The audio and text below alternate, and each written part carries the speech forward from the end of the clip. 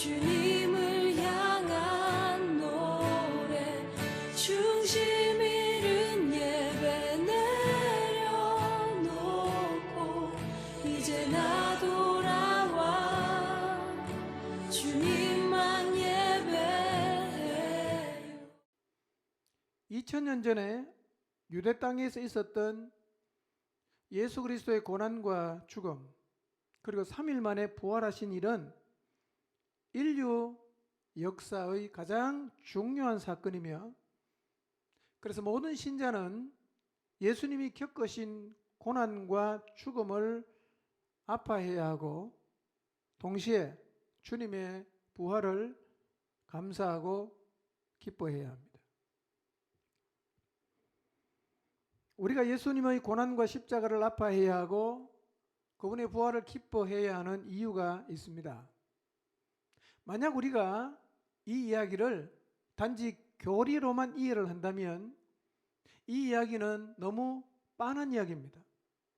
너무 진부한 이야기입니다. 그래서 별로 감흥이 없을 수가 있지만 이 이야기는 감흥 없이 들을 수 있는 이야기가 아닙니다. 왜냐하면 이 이야기는 우리를 사랑하신 하나님께서 우리를 구원하기 위해서 행하신 너무나 놀라운 사랑 이야기이기 때문입니다. 그런데 이 이야기를 듣고도 마음이 아프지 않고 눈물이 나지 않고 감사한 마음도 없고 하나님의 사랑이 느껴지지 않는다면 지금 내 마음이 많이 무디어져 있다고 보아야 합니다. 2000년 전 예수님이 고난을 당하신 이유는 바로 나의 죄를 대속하기 위해서였습니다. 피조물임에도 창조자를 배반하고 떠나간 사랑받을 자격이 하나도 없는 우리를 구원하기 위해서 하나님의 아들이 사람으로 오셔서 고난을 당하시고 십자가에서 죽으셨고 부활하셨습니다. 그분의 고난과 죽음과 부활은 신자인 나에게 절대 연관이 있을 수밖에 없습니다. 그래서 예수님을 믿는 사람은 그분의 고난을 생각하면 아파하고 그분의 고난을 생각하면 너무 감사하고 그분의 부활하심을 전심으로 기뻐할 수 있는 것입니다. 오늘 말씀을 통해서 나를 위해서 주님이 당하신 고난이 다시 한번 마음에 깊이 와닿게 되는 은혜가 있기를 바랍니다. 여러분, 옛날 우리 부모님들 자녀를 공부시키려고 머리 잘라서 학비를 대고 이 집 저 집 다니면서 손발이 부르트도록 일을 해서 자식을 위해서 헌신하는 것을 보면 우리가 그것을 무엇으로 느낍니까? 사랑으로 느끼지 않습니까? 아, 어머님이 나를 사랑하기 위해서 저렇게 힘들게 사셨구나. 힘든 고난을 당하셨구나. 그래서 그 일을 생각할 때마다 우리는 뭘 느낍니까? 사랑을 느끼지 않습니까? 하나님의 아들이 우리를 구원하기 위해서 이 땅에 인간으로 오셔서 고난을 당하신 일 역시 들을 때마다 무엇이 느껴져야 되겠어요? 사랑이 느껴져야 돼요. 여러분의 부모님이 여러분을 키우는 과정에서 당한 희생과 헌신은요, 100번 들을 때마다 가슴이 뭉클하고 감동이 되지 않습니까? 하나님이 우리에게 베푸신 사랑 이야기도 마찬가지입니다. 100번을 듣고 1000번을 들어도 그 이야기는 우리의 가슴을 울리는 것이 정상이에요. 오늘 그리고 이번 한 주간 주님이 우리를 위해서 당하신 고난이 한없는 사랑으로 마음에 다가오는 은혜가 있게 되시기를 바랍니다. 그런데 주님께서 우리의 죄를 대속하기 위해서 사람으로 이 땅에 오셔서 고난당하시고 십자가를 지시고 부활하셨다는 얘기는 성경도 증언하고 있어요. 그냥 우리가 지어낸 얘기가 아니라 성경이 증언하고 있습니다. 마가복음 10장 45절 한번 읽어볼까요? 시작.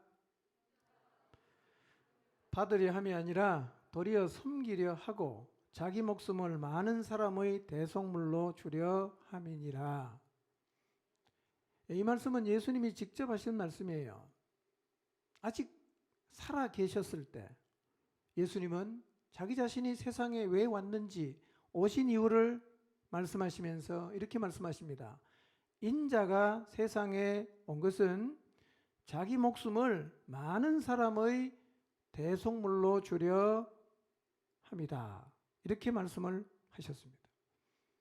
2000년 전에 예수님께서 이 땅에 오신 이유를 주님 자신이 직접 말씀하시기를 우리 죄를 사하시려고 자기의 목숨을 내주기 위해서 오셨다라고 말씀을 하셨습니다. 이 시간 그 사실을 마음속으로 한번 생각해 보십시오. 2000년 전에 하나님의 아들이 나를 구속하려고 자기 목숨을 내주시기 위해서 오셨다라는 사실을 한번 마음에서 생각해 보십시오. 그 이유 때문에 고난을 당하셨어요. 그 이유 때문에 십자가를 지셨습니다. 갈라디아서 1장 4절 말씀을 보면 이렇게 말씀합니다. 그리스도께서 아버지의 뜻을 따라 이 악한 세대에서 우리를 건지시려고 우리 죄를 대속하기 위하여 자기 몸을 주셨다고 말씀을 합니다. 예수님이 왜 고난당하셨는가? 예수님이 왜 십자가를 지셨는가? 성경은 이렇게 말합니다. 우리 죄를 대속하기 위해서. 이 사실을 믿으면 우리의 죄가 사해집니다. 이 사실이 안 믿겨지면 예수님을 안 믿고 있는 겁니다. 디모데전서 2장 6절을 읽어보겠습니다. 시작. 그가 모든 사람을 위하여 자기를 대속물로 주셨으니 기약이 이르러 주신 증거니라. 여기서는 이렇게 말씀합니다. 모든 사람을 위하여 자기를 대속물로 주셨다. 여러분, 그래서요, 모든 사람은 다 구원의 자리에 이를 수가 있습니다. 모든 사람에게 구원의 문은 다 열려 있습니다. 왜냐하면 그분은 모든 사람을 위해서 자기를 대속물로 주셨기 때문입니다. 고린도전서 15장 3절은 이렇게 말해요. 여기서는 아주 구체적으로 이렇게 말합니다. 그리스도께서 우리 죄를 위하여 죽으셨다고 아주 구체적으로 말씀하죠. 그분은 우리의 죄를 위해서 죽으셨어요. 우리의 죄가 뭐죠? 우리의 죄는 하나님을 떠나간 것입니다. 하나님을 떠나간 것. 하나님이 떠나간 것이 죄가 되려고 하면 전제가 되어야 되는 게 있습니다. 그게 뭐냐? 하나님이 인간을 창조하셨다는 것이 전제가 되어야 되고요. 두 번째로는 그 하나님을 인간이 배반하고 떠나갔다는 사실이 전제가 되어야 성경이 말하는 죄가 성립이 되는 거예요. 여러분, 그래서 예수님을 믿는다는 것은요, 예수님만 다 이렇게 달랑 믿는 게 아니라 성경 전체를 다 믿어야 예수님 믿는 거예요. 왜냐하면 성경이 말하고 있는 것 자체는 예수님의 십자가만 얘기하는 게 아니라 성경 전체를 얘기합니다. 뭐가 죄냐 이거예요. 하나님을 떠난 게 왜 죄가 됩니까? 그것은 하나님 우리를 만들었는데 우리가 그분을 부정하고 부인하고 배반하고 떠나간 것이 죄가 되는 것입니다. 그래서 에베소서 2장에 보면 이 허물과 죄로 인해서 우리가 죽었다고 말합니다. 우리 다 죽었어요. 그리고 하나님의 생명에서 끊어졌습니다. 떠나갔다는 얘기입니다. 우리의 상태가 이렇습니다. 이런 우리를 살리시려고 예수님이 오셨어요. 그리고 고난을 받으시고 십자가에서 죽었습니다. 그렇기 때문에 내가 하나님을 배반하고 떠나간 허물 때문에, 죄 때문에 죽어 있고 하나님의 생명에서 끊어져 있다라는 자신의 상태에 대한 자각이 없으면 주님이 내 죄 때문에 십자가에서 죽었다는 이 사실이 마음에 와닿질 않아요. 그냥 교리로만 느껴지는 거예요. 여러분, 여기에 대해서 한번 생각해 보십시오. 나를 살리시려고 예수님이 십자가에서 죽으셨다는 사실이 마음에 지금 받아들여지지 않으면 나는 복음을 받아들이지 않은 사람이에요. 나는 아직 예수님을 안 믿는 사람입니다. 고린도전서 15장 이렇게 말하지 않습니까? 그리스도께서 우리 죄를 위하여 죽으시고 그랬어요. 성경은요, 예수님이 왜 죽었냐면 우리 죄 때문에 죽었다고 말합니다. 그런데 성경은 이 사실을 수십 번 반복해서 이야기를 하고 있습니다. 우리가 죄인인 것이 확실하다면 2000년 전에 예수님이 당하신 고난과 죽음은 나를 위한 것임이 분명합니다. 그렇다면 주님의 고난은 나와 절대로 무관할 수가 없습니다. 예수님께서 나 때문에 고난을 당하신 것입니다. 예수님이 나 때문에 십자가에 달리신 것입니다. 에베소서 1장 7절을 봅시다. 다시 반복해서 성경이 말합니다. 우리 모두는 다 죄인이었어요. 근데 그분이 오셔서 뭘 하셨어요? 피를 흘리셨어요. 피를 흘림으로 어떤 일이 벌어졌다고 성경이 말합니까? 죄 사함을 받게 되었다고 얘기합니다. 우리가 죄인이에요. 그분이 피를 흘리셨어요. 어떤 결과? 믿으면 우리의 죄가 사해진다고 성경이 말씀하고 있습니다.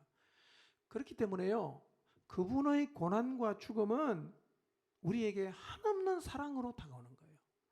한없는 감사의 이유가 되는 것입니다. 그리고 그분의 부활은 우리에게 깊은 감사와 기쁨이 되는 것입니다. 우리가 주님의 부활은 참 많이 기뻐하고 감사하지요. 저는요, 문득 제 마음속에 왜 우리가 주님의 고난을 감사하지 않는가? 나 살리려고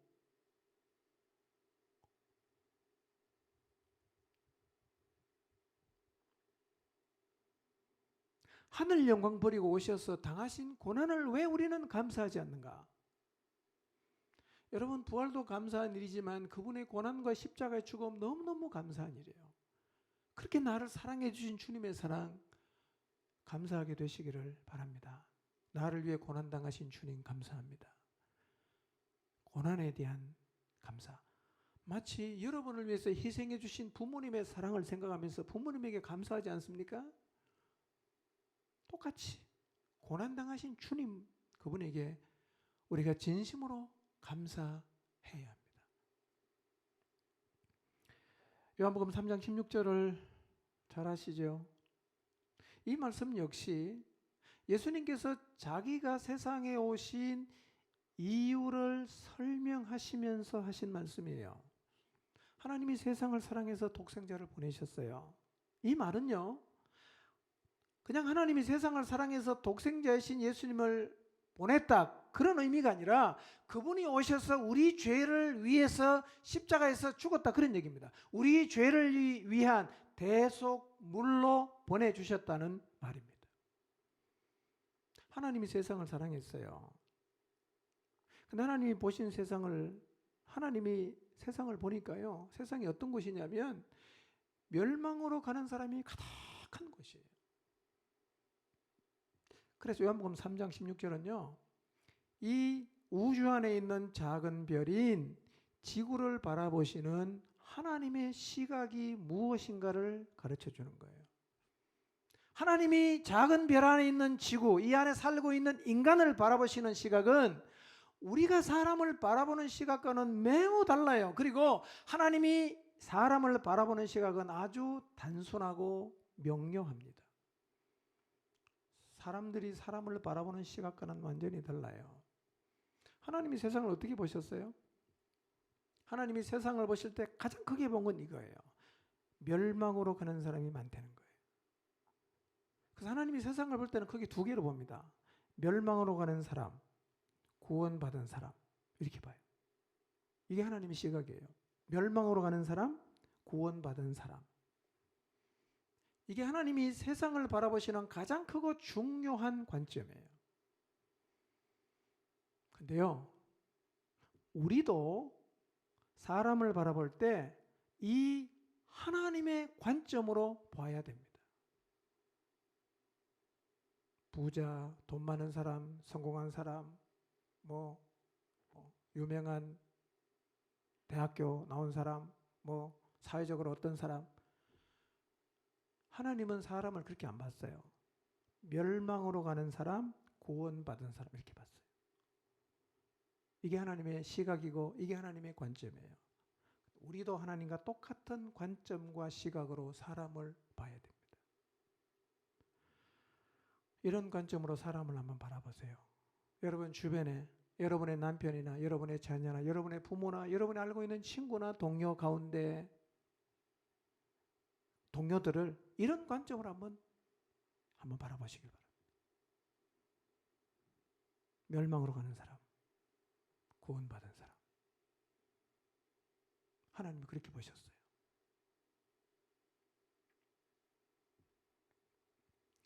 사람을 보는 관점이 하나님과 같아지면 사람을 사랑하는 방식도 하나님과 같아집니다. 중요한 얘기입니다.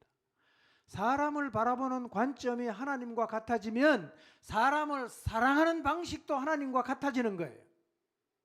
하나님이 세상을 볼 때는 멸망으로 가는 사람이 가득하니까 이런 세상을 구원하기를 원하셨어요. 세상을 향한 하나님의 가장 큰 관심사는 멸망으로 가는 사람을 구원하는 것이었어요. 그래서 세상을 구원하기 위해서 독생자를 보내주신 거예요. 그리고 이것이 인간에게 베푸신 하나님의 가장 큰 사랑이에요. 여러분이 기도해서 병이 나을 수도 있어요. 여러분이 기도해서 하나님 여러분의 필요를 채워줄 수도 있습니다. 그런데요, 그게 하나님의 최고의 사랑이 아니에요. 그런 사랑을 받는 것 좋지만 하나님이 주신 최고의 사랑이 뭐냐면 영원한 멸망으로 가는 나를 구원하기 위해서 구원자를 보내준 게 이게 하나님이 인간에게 베푸신 최고의 사랑입니다.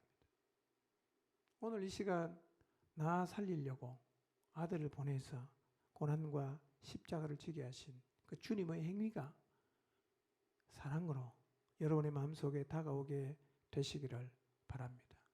그리고 주님의 고난과 십자가를 전심으로 감사하게 되시기를 바랍니다. 여러분 이 시간 말이에요. 나를 위해 고난당하시고 십자가에서 죽어지신 주님에게 한번 마음으로 감사의 고백을 한번 드려보십시오. 나를 위해 고난당하신 주님 감사합니다. 나를 위해서 십자가를 져주셔서 감사합니다. 나를 위해서 목숨 내주셔서 구원의 길을 열어주셔서 감사합니다. 나 살리려고 고난을 감내하신 그 주님의 고난을 마음을 다해서 한번 감사해 보십시오. 주님께 감사하다고 한번 고백해 보십시오. 여러분 부모님이 여러분에게 헌신하면 찾아가서 고맙다 그러잖아요. 감사하다 그러지 않습니까? 얼마나 감사한 일인지 몰라요.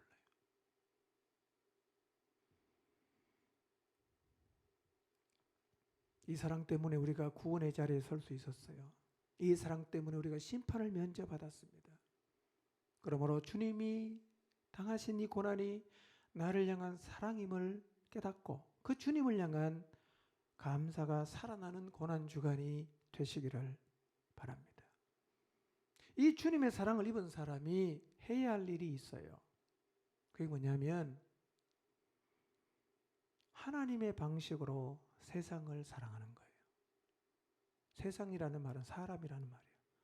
하나님의 방식으로 사람을 사랑하는 것이 사랑을 입은 자들이 해야 할 일입니다. 여러분 세상을 사랑하는 방식이 많아요. 사람을 사랑하는 방식 수만 가지 되지 않습니까? 여러분의 부모님들 자녀를 사랑하는 방식 너무 많지 않습니까?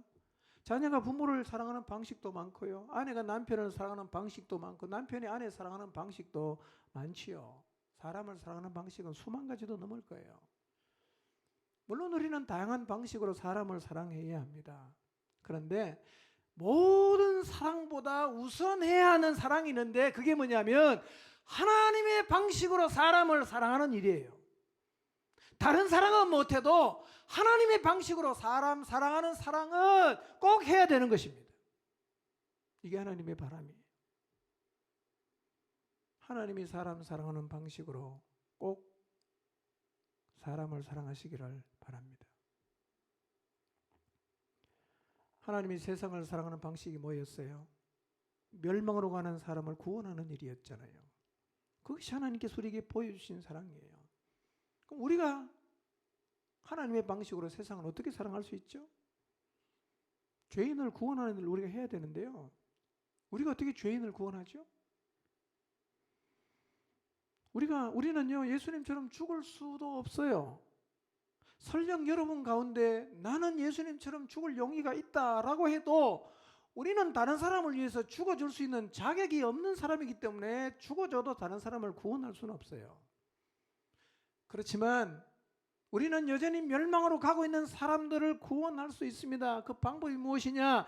예수님께서 이루어 놓으신 이 구원의 길을 사람들에게 말해주는 거예요. 사람들에게 전해주는 거예요. 멸망으로 가지 않고 구원받을 수 있는 길이 열려 있다라고 사람들에게 전파하는 일은 할 수 있어요.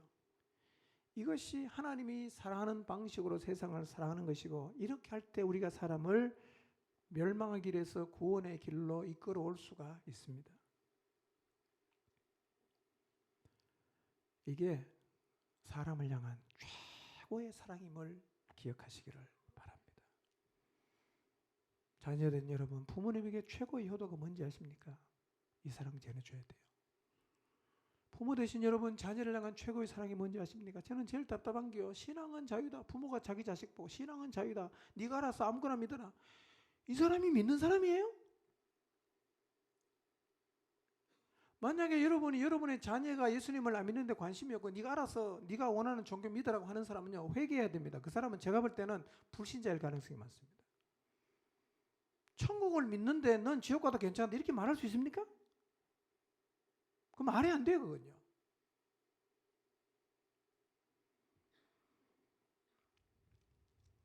우리에게 베푸신 하나님의 최고의 사랑을 묵상하는 이 주간에 이 하나님의 사랑을 하나님의 방식으로 사람들에게 전하기로 결단하시기를 바랍니다. 여러분, 예수 그리스도의 고난과 부활을 통해 구원의 길이 열렸다면 우리가 사람을 사랑할 수 있는 최고의 방법, 그것은 이 사실을 사람들에게 전해주는 거예요. 가르쳐주는 거예요. 여전히 멸망으로 가고 있으니까 구원의 길이 열렸다고 가르쳐주는 거죠. 그게 사랑이에요. 그 사랑을 실천하시기를 바랍니다. 그런데요, 이 구원의 소식을 전하는 것은 하고 싶으면 하고 하기 싫으면 안 하고 우리가 선택할 수 있는 사항은 아니에요. 왜냐하면 이게 주님의 명령이거든요. 명령이에요. 마가복음 16장 15절 성경이 그렇게 말해요. 마가복음 16장 15절 말씀 보면 예수님께서 말씀하십니다. 온 세상을 사랑하셨어. 고난의 십자가를 지시고 부활하신 예수님은 먼저 믿은 자신의 제자들에게 명령하십니다. 뭐라고 명령하십니까? 너희는 온 천하에 다니면서 만민에게 복음을 전파하라. 명령이에요. 이게요, 세상을 향한 하나님 아버지의 마음이에요. 하나님 아버지의 마음이 뭐냐? 먼저 예수님을 믿은 사람 그럼 됐다, 그만, 이게 아니라요, 우리를 통해서라도 이 땅에 살고 있는 모든 사람이 이 구원의 소식을 듣기를 원하는 것, 이게 하나님 아버지의 마음이에요.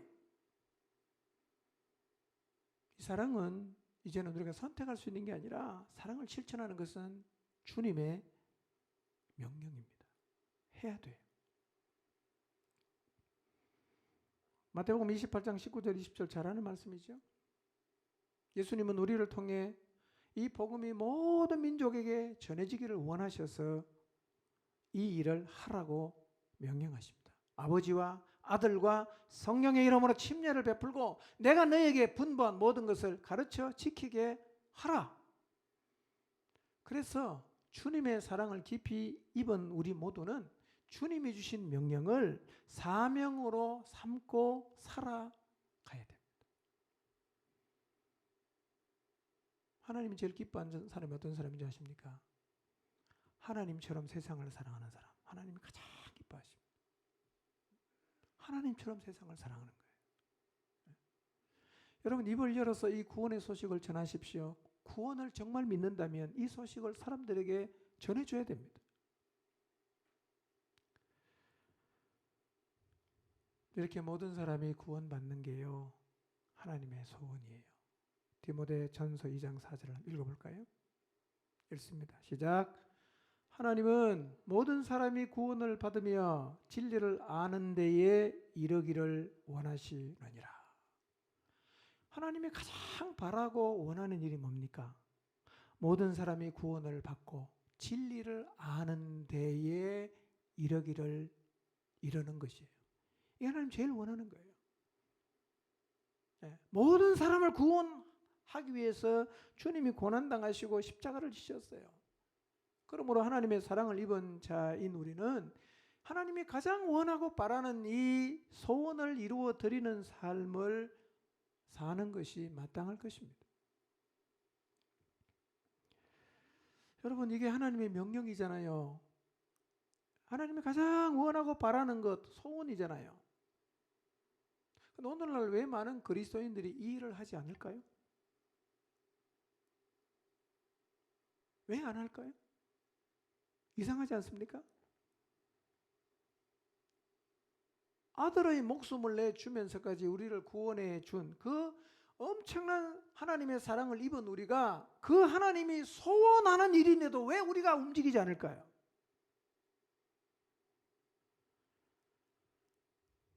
이유가 있어요.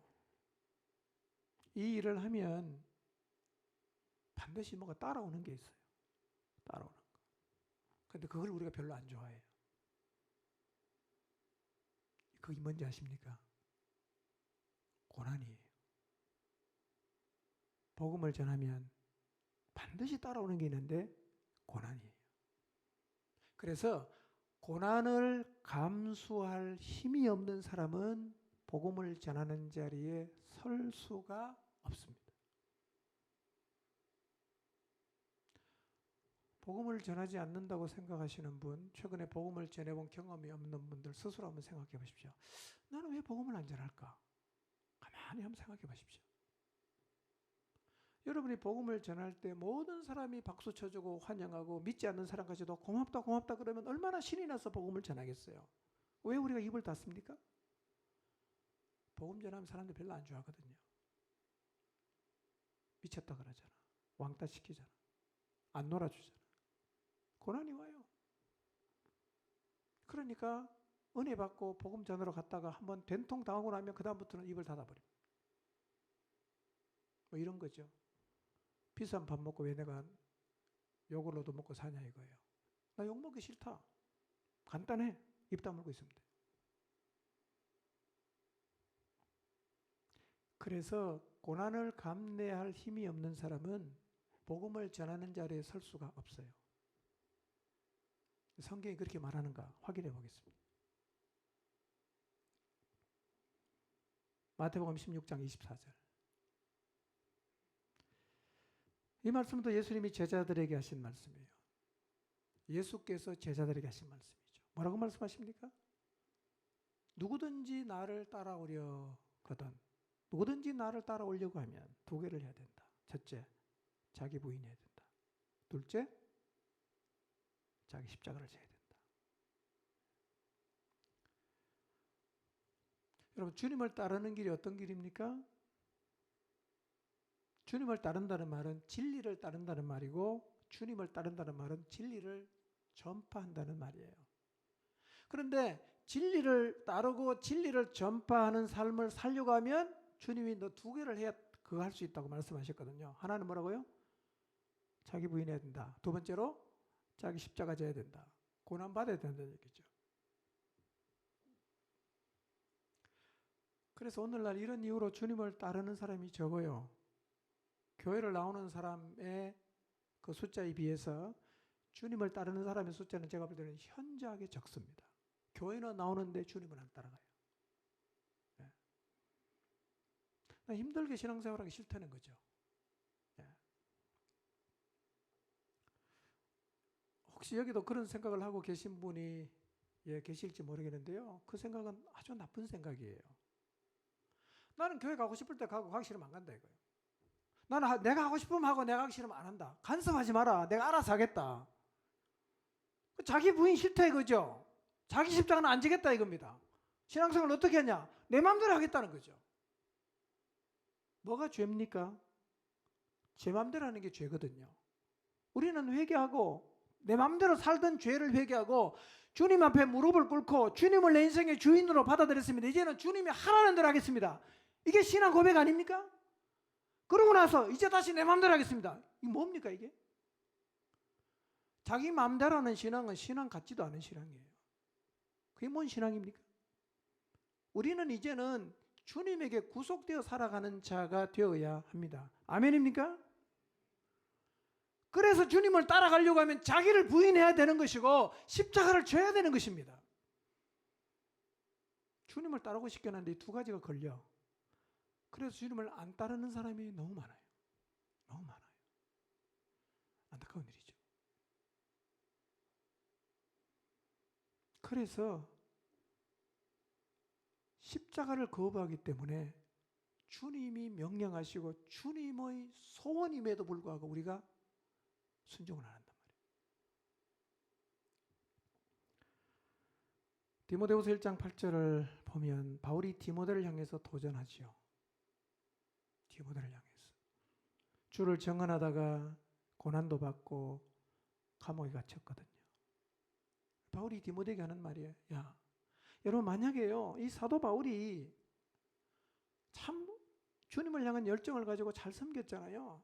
이 사도 바울이 부자가 되고 그냥 가는 데마다 손은지 기도하면 병이 고쳐서 많은 사람들이 존경하고 추앙을 하고 그래서 그냥 정말 누가 봐도 멋지게 인생을 살아갔으면 얼마나 많은 사람이 바울을 따라왔겠어요.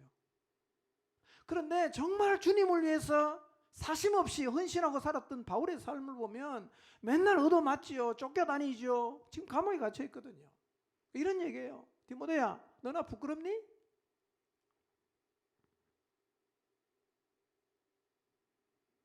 내가 주님 증언하다가 고난받고 내가 복음을 증언하다가 지금 감옥 가 있는데 너 이런 나 부끄럽니? 이렇게 묻는 거예요.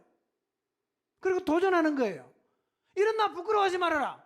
그리고 하나님의 능력을 따라 너도 나처럼 복음을 위해서 고난을 받으라고 도전하고 있습니다. 저는 오늘 이 말씀이 하나님이 우리에게 주시는 도전이 되기를 바랍니다. 여러분 주님에서 고난받는 거 부끄러워하지 마세요. 여러분 앞에서 믿음으로 살아가는 사람이 복음 때문에 고난을 받으면 욕하지 마세요. 부끄러운 일 아니에요. 그들을 바라볼 때 나는 절대로 저렇게 안 살아야겠다라고 결심하는 게 아니라 나도 저렇게 살아야겠다고 결심을 해야 되는 것입니다. 바울이 지금 그 얘기하고 있어요.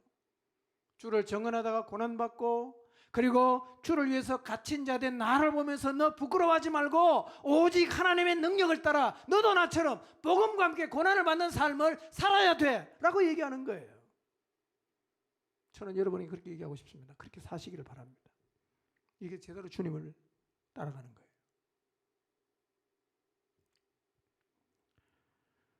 사도행전 9장 16절입니다. 하나님께서 다메섹 도상에서 사울을 불렀어요. 사울과 바울은 똑같은 사람이에요.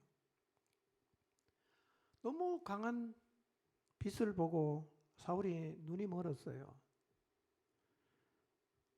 이렇게 눈이 먼 사울의 눈을 뜨게 하시려고 하나님이 아나니아라는 사람을 부르십니다. 그리고 말씀하십니다. 너 집가라는 거리로 가서 유다의 집에 가면 다소 사람 사울이 있을 텐데 그 사람에게 찾아가서 네가 손을 얹어 안수해서 다시 보게 해라. 이렇게 명령을 하셨어요. 아나니아가 못 간다고 말합니다. 그 사람 예수님 믿는 사람은 잡아 죽인 사람입니다. 주님 저는 못 갑니다. 그러니 하나님이 아나니아에게 이렇게 말씀하셨어요. 가라. 이 사람은 내 이름을 위하여 이방인과 임금들과 이스라엘 자손들에게 내 이름을 이방인과 임금들과 이스라엘 자손들에게 전하기 위해서 택한 나의 그릇이다. 그가 내 이름을 위하여 얼마나 고난을 받아야 할 것을 내가 그에게 보여줄 것이다 라고 말씀하셨어요. 하나님이 이렇게 말씀하시는 거예요. 예수님의 이름을 전하는 것하고 고난을 받는 것은 같은 선상에 있다는 거예요. 같은 선상에. 같이 가는 거예요. 이게 무슨 얘기인가? 복음을 전하다가 고난을 받는 건요, 실패가 아니에요. 복음을 전하다가 고난을 받는 것은 당연한 것입니다. 그렇다고 해도 고난을 이겨내는 것은 간단한 일은 아니에요. 사도행전 13장 13절을 보면 마가 요한이라는 사람이 복음 전하는 일을 바울과 함께 따라 나섰거든요. 중도에 포기하고 돌아가요. 사도행전 13장 13절 보면 이 마가 요한이라는 사람이 밤빌리아에 있는 버가에서 바울 일행을 떠나서 어디로 갑니까? 예루살렘으로 가버립니다. 왜 돌아갔을까? 학자들마다 의견이 분분한데 대체적으로 이렇게 생각합니다. 너무 힘들어갖고 너무 힘겨워서 돌아갔을 것이다 이렇게 보는 거예요. 여러분 이렇게요, 복음을 전하는 삶을 살겠다고 결심을 해도 고난 앞에 서면 돌아설 수 있어요. 저는 오늘날 고난을 싫어하는 그리스도인이 너무 많은 게 문제라고 생각합니다. 힘이 없어요. 조금만 건드리면 다 움츠리고 조금만 건드리면 다 주저앉아 버립니다. 우리에게 필요한 게 뭐냐면 고난을 두려워하지 않는, 그리고 고난을 넉넉하게 감당하고 나갈 힘입니다.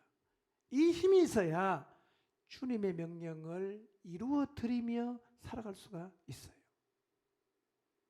그러면 고난이 힘든 건 맞지만 고난을 감내하면서 가는 게 이게 불가능한 일인가? 그렇진 않아요. 그럼에도 불구하고 이 고난을 감당하며 간 사람도 너무 많아요. 마태복음 20장 28절 대표적으로 예수님이세요. 예수님 말씀하시죠. 인자가 온 이유가 뭐냐? 자기 목숨을 많은 사람의 대속물로 주기 위함이었다고 말합니다. 다시 말씀드리면 이거예요. 예수님은 이 세상에 처음 오실 때부터 뭐 때문에 오셨냐? 고난을 받고 죽으려고 오셨어요. 그러니까 처음부터 예수님은 뭐를 작정하셨어요? 고난과 죽음을 작정하고 오셨어요. 뭐 예수님이니까 되지 그렇게 생각하지 마세요. 예수님도 완전한 인간이셨어요. 완전한 인간이신 예수님은 어떻게 그 고난의 길을 자청해서 갈 수가 있었을까? 오실 때부터 고난이 목적이고 오실 때부터 죽는 게 목적인데 미래에 자기가 걸어갈 고난의 길을 주님이 다 알고 있지만 내가 온 목적이 그거니까 나는 간다 라고 지금 말씀하고 있는 것입니다.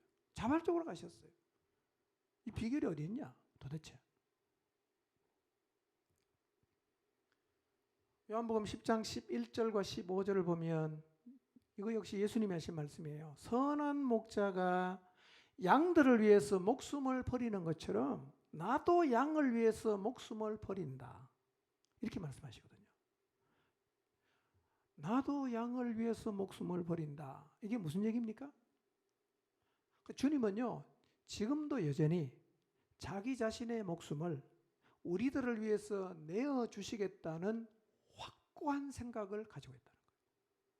흔들림이 없다는 거예요. 자기 목숨을 내주겠다는 생각이 조금도 흔들리질 않아요. 우리도 주님을 따라가면서 어떤 고난이 와도 나는 이 길을 계속 간다라는 흔들리지 않는 자리에 서야 되지 않겠어요? 이 자리에 서는 게 가능합니다. 가능해요. 저는 여러분 모두가 그 자리에 서게 되시기를 바랍니다. 아멘? 어떤 일이 있어도 나는 간다 이거예요. 이런 얘기가 성경에 사실은 굉장히 많습니다. 히브리서 11장 25절을 보면 이제는 예수님 말고 다른 사람 한 사람 좀 보겠습니다. 모세 얘기입니다. 모세. 예수님만 고난을 감당한 게 아니라 모세도 고난을 감당하며 갔어요. 성경은 이렇게 말해요. 모세도요 하나님의 백성과 함께 고난받는 것을 잠깐 세상의 낙을 누리는 것보다 더 좋아했다고 성경이 말씀해요. 말은 쉬운데요. 여러분 세상에서 정말 멋있게 낙을 누리며 살고 싶습니까? 아니면 다 내려놓고 주님을 위해서 고난받으며 살고 싶습니까? 예, 글을 읽기는 쉽지만 이렇게 사는 건 쉽지 않아요. 근데 이렇게 살 수는 있어요. 저는 우리 모두도 모세처럼 살게 되기를 바랍니다. 하나님의 백성과 함께 복음을 위해서 고난받는 것을 잠시 사는 이 세상에서의 낙을 누리는 것보다 더 좋아하게 되시기를 바랍니다. 근데 제자들도 그랬어요. 가룟 유다를 제외한 나머지 제자는요, 다 고난을 감당하면서 하나님이 주신 사명을 따라 살았어요. 대부분은 자기의 생명까지 내놓았습니다. 이런 힘이 어디서 나올까요? 우리와 똑같은 사람이잖아. 근데 왜 어떤 사람은 도망 다니고 어떤 사람은 피해 다니는데 어떤 사람은 목숨을 걸고 거기를 계속 가는 걸까요? 무슨 차이가 있을까요? 그 고난을 감당하며 갈 수 있는 그 힘의 원천이 도대체 어디에 있는 것일까요? 간단하게 세 가지를 말씀드리겠습니다. 첫째, 복음을 위해 받는 고난을 두려워하지 않고 복음을 위해 살게 만드는 원천이 뭐냐? 첫 번째는 사랑이에요. 사랑. 하나님이 세상을 이처럼 사랑하셨어요. 예수님도 세상을 너무너무 사랑하셨어요. 그래서 고난을 감내하실 수가 있었어요. 세상을 사랑했기 때문에 그 세상을 구원하려고 고난과 십자가를 주님이 감당하며 가셨어요. 사랑하면 고난을 감내할 수 있어요. 여러분, 대개의 부모들은요, 자식을 사랑하기 때문에 자식을 위해서 받는 고난을 감내하면서 갑니다. 넉넉히 감당하면서 가요. 이유가 뭡니까? 사랑하기 때문입니다. 여러분, 고난을 감당하며 살려고 하면 첫째 하나님 사랑하셔야 돼요. 그 다음에 하나님처럼 사람을 사랑해야 돼요. 그러면 그를 위한 고난을 내가 감당할 수가 있습니다. 왜 그를 위한 고난을 내가 거부하는가? 그를 안 사랑하기 때문입니다. 하나님처럼 사랑해 보세요. 하나님의 시각으로 바라보시고 사랑하면 고난을 감내하면서 복음을 전하고 주님을 따라갈 수가 있어요. 여러분 안에 주님을 향한 사랑이 있는지를 돌아보십시오. 주님을 사랑한다고 고백할 수 있는지, 사람을 사랑한다고 고백할 수 있는지 한번 주님 앞에서 돌아보시고 진실되게 주님을 향한 사랑의 고백이 다시금 살아나게 되시기를 바랍니다. 두 번째는요, 복음을 위해 고난받는 것을 두려워하지 않고 복음을 위해서 살게 하는 힘의 원천은 성령 충만이에요. 여러분, 제자들 예수님 잡혔을 때 다 도망간 거 아시죠? 다 도망갔어요. 주님이 부활했어요. 부활하면 다 돌아와야 되잖아. 그렇죠? 근데 주님이 부활하고 제자들이 다 돌아왔습니까? 안 돌아왔어요. 누가복음 24장에 보면 엠마오로 두 제자가 내려갔는데 언제 내려간지 아십니까?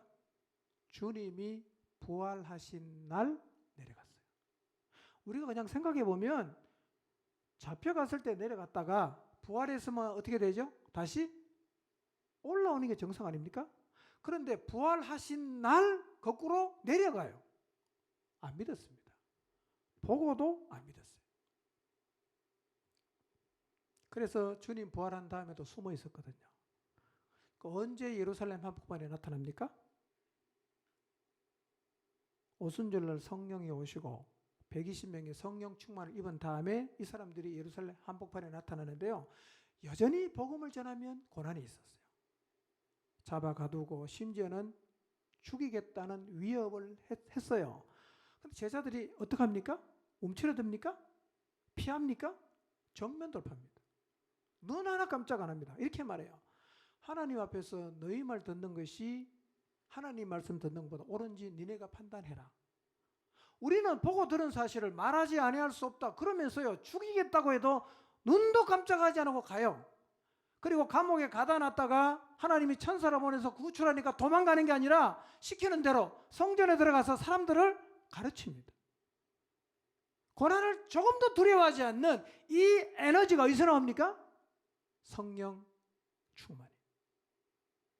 성령을 받는다고 다 이렇게 되진 않아요. 성령을 받고도 도망다니는 사람이 있거든요. 성령의 지배를 받으면 우리의 삶이 고난을 조금도 두려워하지 않는 삶이 다시 시작될 수가 있습니다. 여러분 2020년 표어가 뭔지 아십니까? 성령의 능력으로. 최근에 와서 이 말씀이 제 마음속에 계속해서 이게 맴돌고 있어요. 성령의 능력으로.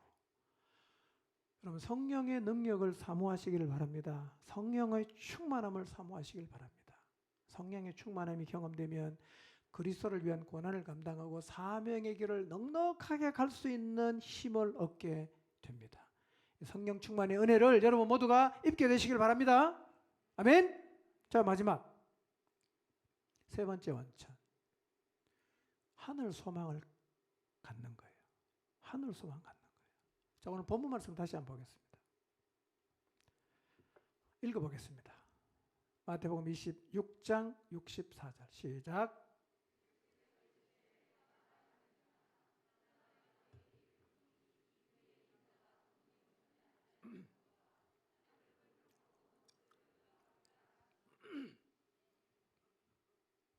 아멘. 자, 예수님께서 이 말씀을 하시게 된 배경을 잠깐 살펴봅니다. 예수님이 잡혀왔어요. 대제사장이 사형에 넘길 죄를 찾기 위해서 예수님을 신문을 해요. 거짓 증인들이 많이 나와서 막 예수님을 고발합니다. 근데 증언이 일치하지 않았어요. 그리고 말도 안 되는 불리한 증언을 계속 했는데도 예수님이 아무 말도 안 하십니다. 침묵하고 계시는 거예요. 그러니까 이번에는 대제사장이 직접 나서서 예수님에게 물어요. 63절입니다. 이렇게 물었어요. 한번 읽어볼까요? 시작. 예수께서 침묵하시거늘 대제사장이 이르되 내가 너로 살아계신 하나님께 맹세하게 하노니 내가 하나님의 아들 그리스도인지 우리에게 말하라. 내가 하나님의 아들 그리스도인지 우리에게 말하라. 직역하면 이런 거예요.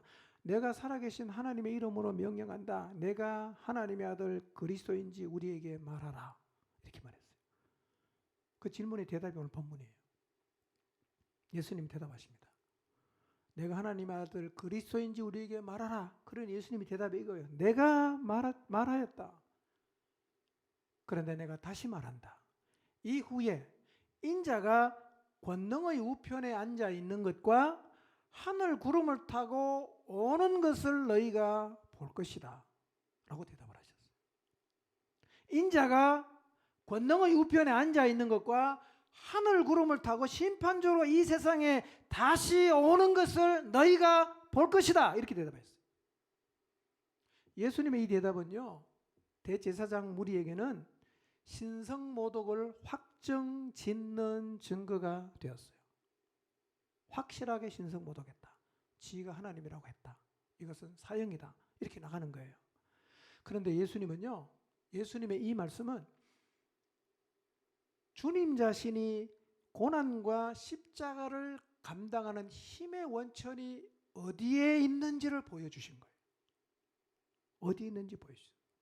여러분, 예수님께서 그 힘든 모욕과 희롱을 견디시고 모진 매를 감당하시면서 십자가의 자리까지 나갈 수 있었던 이유가 뭐냐?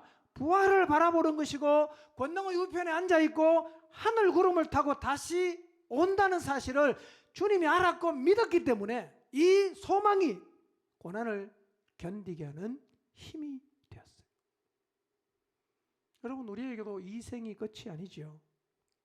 복음을 전하면 희롱을 당할 수 있습니다.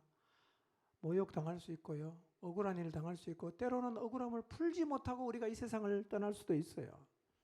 그러나 이 생이 끝이 아니지 않습니까? 우리는 부활할 것입니다. 우리는 심판을 면제받을 것입니다. 이 땅에서 받은 고난과는 비교할 수 없는 영광으로 하나님이 갚아주시는 자리에 서게 될 것입니다. 이 사실에 대한 확실한 믿음을 가지고 있다면 이 땅에서 어떤 고난을 받든지 간에 넉넉하게 감당할 수 있는 힘을 가지게 될 것입니다. 나타날 영광을 바라보십시오. 주님의 나라를 소망하시고 저편에 있는 하나님의 세계를 확신하는 사람은 고난을 넉넉하게 감당할 수 있습니다. 날마다 이 진리 앞에 서십시오. 날마다 이 사실을 묵상하십시오. 날마다 이 사실을 여러분은 자신에게 이야기하십시오. 그래서 하늘의 소망이 교리가 아니라 실제로 여러분의 마음 가운데 날마다 샘솟듯이 솟아나는 진정한 소망이 되시기를 바랍니다. 요한복음 17장 17절 말씀, 바른 성경은 이렇게 번역했어요. 한번 읽어볼까요? 시작.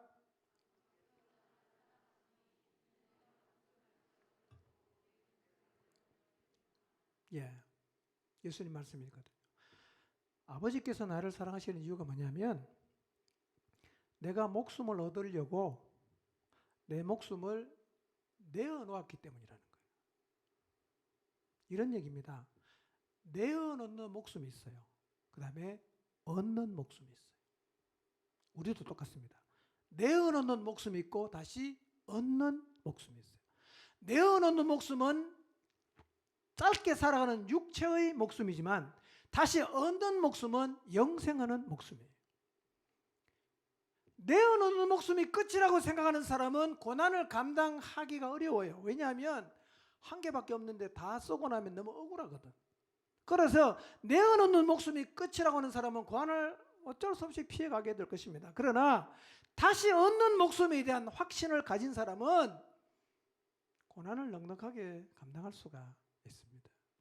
여러분 기억하십시오. 내어놓는 목숨이 있지만 어떤 목숨도 있다고요? 다시 얻는 목숨이 있어요. 이거를 기억하시길 바랍니다. 예수님도 그랬어요.